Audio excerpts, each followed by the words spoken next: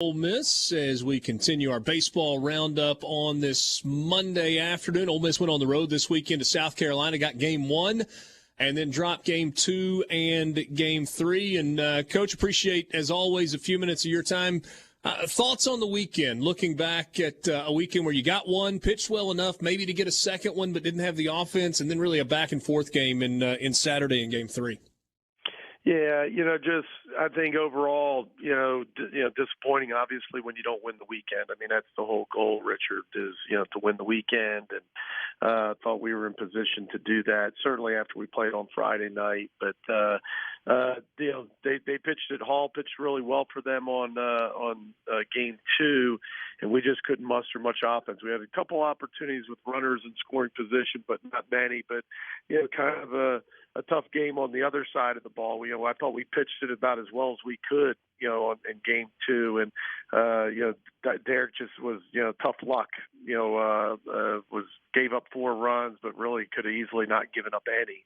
And we end up on the wrong side of the scoreboard. Game 3, another game where, we didn't pitch it great, but we hung in there until the very end, and then just couldn't stop them.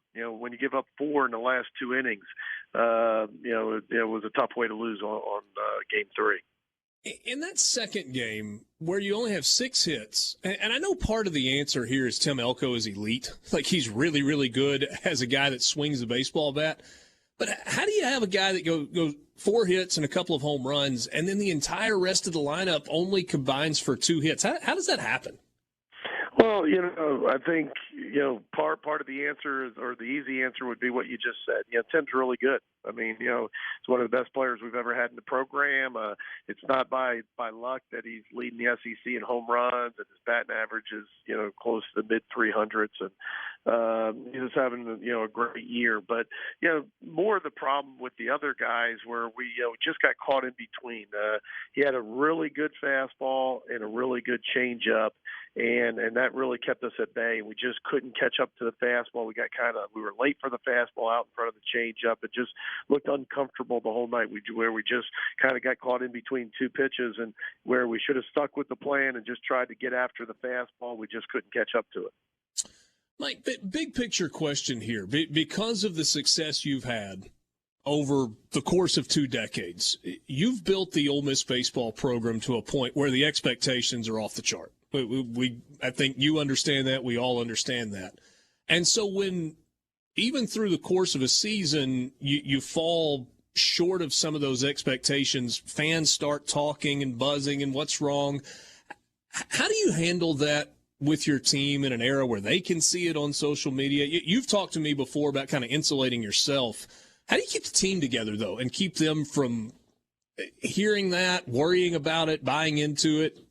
Does that make sense? It's a great question, and I think it's a challenge for all coaches these days. First of all, you've heard me say this, throughout the 20-plus years, Richard, is high expectations beat low reality any day of the week, right? And so, the point is, you want those expectations. You want to be the program where people expect you to have success and expect you to win. So those are good things. As far as, directly to your question, one of the things that we say a lot to the guys is, be careful what you read out there, and especially when things are going well, because if you're out there reading about all your accolades or all your praises, or if you're ranked high and those types of things, and you believe and you buy into a lot of that stuff, then when things aren't going well, you're going to believe it then too.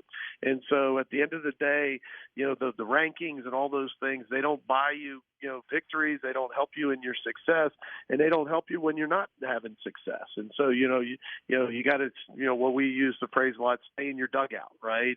And keep your circle tight, and, make sure that you do what you need to do to have success, and reading what's out on social media, or reading, the comments about different tweets or different things, those are things that aren't going to help you have success, and certainly don't make you feel good. So you need to try to stay out of that. It's tough for young people, though, because they grew up in an era where that's part of their life, and so they got to learn to try to separate that. And one of the greatest comments I've ever heard is don't don't listen to anybody that you would never really take advice, of. So if there's people that are going to beat you up on, social media. Would you take that guy's advice on how to hit or how to pitch or how to field? If not, then why would you really listen to the criticism? So, at the end of the day, I understand it's tough. We're not playing as well as we should be and are expected to be, and we got to make sure that we play better. So you say play better. How do you flip the switch? Because you look at the conference standings sitting there at 5-10 at the halfway point. A lot of baseball still to play. There's a reality of you got to get to kind of a certain number of wins to be part of the postseason. So how do you flip the script and get to that spot? So how do you get there? We talk so much about the process, and the process is really controlling what you can control and not getting caught up into the results. And then it's so hard in our sport, but when you play the sport, you can't look to the finish line. What you got to look is how do I become a better hitter? If I want to be a 300 hitter, I can't worry about getting hits and the 300 batting average. I got to worry about being on time for this fastball and winning this pitch. And it seems so mundane, but it's really true, right? The guy that's trying to win the Masters can't worry about the trophy. He's got to worry about having a clean stroke on that putt, right, and putting the ball where he wants. He's got to worry about the process, not so much is he going to win the Masters or not win the Masters. And so, it's much easier, I think, when things are going well to be in those moments, be present and worry about the process.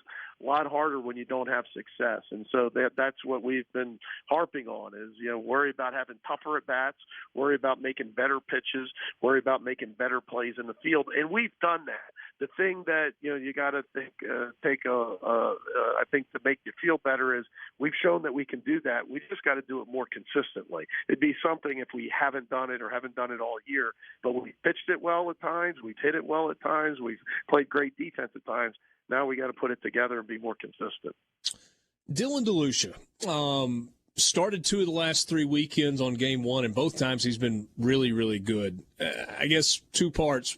1, what has made him good? And 2, why has he been so good in that starting role, but maybe not as good out of the bullpen? Is there a different mindset there? Yeah, and that's a hard answer. So the easy thing that you get at, he'll start on Thursday. We got to start him on Thursday. We think that's our best shot, right? But he's a kid that I think is a tough kid. He's a great competitor. He's had some good bullpen outings, but he's had some outings that I'm sure he'd like to take back. Part of that is he's given up a couple homers in those relief appearances that has kind of blown up some innings on him. But he's been lights out when he started the game, especially early in the weekend for us. The opponent this weekend, it's a rivalry game. We talked to Chris Lemonis a little while ago, and Brian Haydad asked him the same question. Yes, it's still an SEC series, but do you say anything different because it's an in-state rival, and it obviously matters to a lot of people? Yeah, it does. And it matters, it's one thing that, took a while for me to learn, here the first few years is, it does matter, and it matters, more than any other series. And we get that. We understand that. And our guys know that, they've been here. Like you said, they've seen it, they've read it, they've lived it. Our guys know how important this weekend is. What, let's see, pitching plan Tuesday, midweek, Drew McDaniel tomorrow, is that right? Drew McDaniel tomorrow, and then we will go with DeLucia, Elliott, Diamond. DeLucia, Elliott, Diamond this weekend. Big